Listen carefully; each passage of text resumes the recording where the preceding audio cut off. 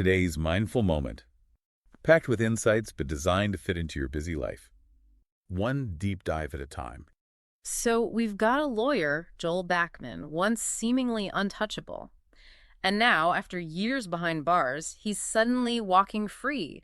A last-minute pardon from a departing president, almost lost in the shuffle of a new administration taking the reins. It does make you wonder, doesn't it? The timing, right when everything's in flux, feels like a calculated move. Like they're aiming for something specific, something maybe we can't quite see yet. It's even more intriguing when you consider the other pardon granted at the same time, a billionaire with known financial ties to the outgoing president. Makes you think what kind of leverage or information could be so valuable to warrant such a, maneuver at such a sensitive time. For sure. We're diving into some excerpts from a thriller novel today, so fictional, yeah. Yeah. But they often tap into those real-world power dynamics. Exactly. And that's what we're aiming for today. We're dissecting the immediate aftermath of Backman's release, not for historical accuracy, because it's fiction, but for those little insights into the how and why of situations like this. Yeah, by looking at this fictional scenario, we can get a feel for, the motivations, the strategies of people in these high-stakes situations.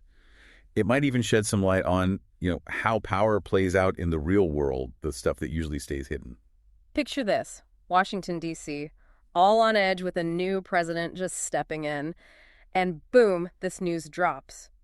Joel Backman, a name practically synonymous with scandal and shady dealings, is pardoned. Imagine Pratt, his former partner, who Backman already ruined. He's got to be reeling. Oh, absolutely. And the public. Remember that media frenzy around Backman's trial? I bet their reaction is, well, let's just say it's got to be heated. Yeah, no kidding. A figure who was, just completely vilified is now suddenly given a free pass. That stirs up some serious questions about justice, accountability, the whole idea that powerful people can just skirt the consequences. You hit the nail on the head. It really throws those ideas into sharp relief. And the public's reaction, that's a key piece of this whole puzzle. Okay, so let's get into the nitty-gritty of how this pardon went down. Our source reveals this super secret White House meeting, and we've got President Morgan there, Teddy Maynard described as a figure with a lot of pull and crits, a former associate. What do you make of that lineup? Well, right off the bat, that secrecy, the fact that it even happened, is telling. And then Teddy Maynard's there, and he's the one proposing the pardon. It screams that this wasn't just some act of kindness or belief in Backman's innocence. There's a definite agenda in play. Okay, so walk us through Teddy's proposition. And I'm telling you, as it plays out in our source, it's wild. Okay, so yeah, there's the pardon, right? Yeah. But it's tied to all this other stuff. Yeah. Backman's got to relocate overseas, assume a new identity, and then there's a plan to leak his whereabouts, leading to his, assassination by unknown enemies. It's almost too crazy to believe, but it also feels like a page ripped straight from, a spy thriller or something. It's chilling, right? It's not freedom. It's a calculated setup. It's like they're saying Backman knows too much. Getting rid of him this way, through someone else's hands, creates this distance, this plausible deniability for whoever's really pulling the strings. It really makes you think about just how dangerous the secrets he's holding must be. So why would Backman, even desperate, agree to such a risky deal? Our source paints a pretty bleak picture of his life in solitary. 6 years, man, that does a number on anyone, both physically and mentally. And then there's the fact that Teddy Maynard was messing with his environment, making things even worse. It's like they intentionally broke him down. After years of that kind of isolation and deliberate hardship, even an offer like this, with all its danger, might have felt like his only way out, like a desperate gamble for survival instead of just withering away. Yeah, the way the release goes down speaks volumes, too. No fanfare, just FBI, Justice Department, all business. Backman throws in a sarcastic quip to the warden, but even his acceptance of this whole deal feels, resigned, like he knows this freedom comes with strings attached. He's not being celebrated. He's being managed, like a piece on a chessboard they're moving around. The sarcasm, the resignation, that's him trying to hold on to some shred of control in a situation where he has none.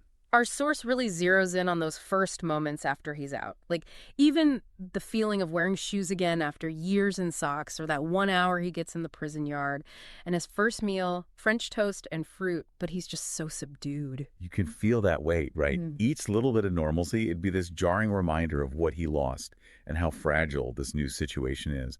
And, Sizemore notes that Backman seems surprisingly unfazed. That suggests a certain resilience, maybe a way of shutting off the fear just to survive. And then there's the whole leaving the country bit. He's with this guy Stennett, headed for Italy, but he keeps asking questions where they're going, how far away certain landmarks are. It highlights how little control he actually has. He's not in the driver's seat, literally or figuratively. They're moving him, not letting him travel freely. And the way they're vague about their destination, it just adds to the sense of vulnerability of how much he's relying on these people who are, well, orchestrating everything. And then there's the whole new identity thing. Yeah. He's Marco now, a Canadian businessman. They're immersing him in Italian language and culture, lessons with someone named Ermano, new clothes, even Armani glasses. By the way, if you're interested in how these kinds of transformations play out, you should check out our YouTube channel, Mindful Moments, and our podcasts. We do AI audiobook analysis over there.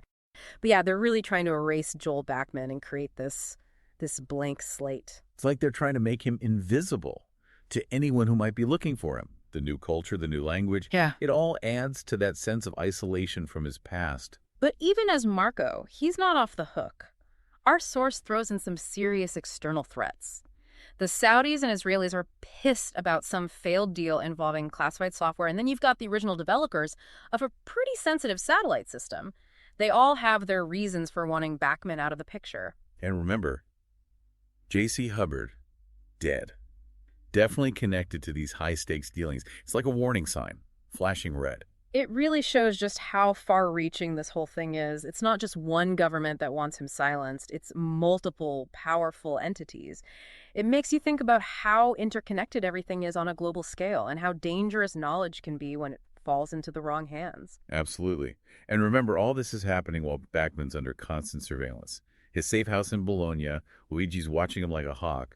And then you got Kritz in London trying to dig up information, but he's so clumsy he ends up exposing himself and his knowledge of the pardons. It's like he's walking around with a giant target on his back. Not the brightest move. Nope. Kritz is a perfect example of what can happen when you get tangled up in this kind of world without knowing how to play the game. His amateur moves, they just highlight how sophisticated the real players are and how dangerous it is to have information you can't protect. But Backman, amidst all this, he starts to adapt. He's picking up Italian, though he slips back into English sometimes. You can feel the strain. And then there's Francesca, his tutor, and Rudolph, this seemingly harmless guy he meets. It makes you wonder, are these genuine connections or just more pieces in this elaborate game? That's the question, isn't it? In this kind of controlled environment, genuine connections, they'd be rare. So Francesca and Rudolph, are they pawns in Backman's new life? Are they there to watch him or maybe even help him in subtle ways?